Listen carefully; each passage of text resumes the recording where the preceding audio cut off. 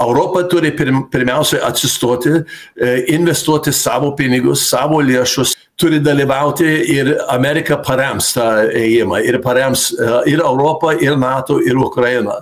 Bet jie ne tik rašys čekius be jokių įsipareigojimų, be jokių priežiūros, ir tie laikai jau pasibaigė.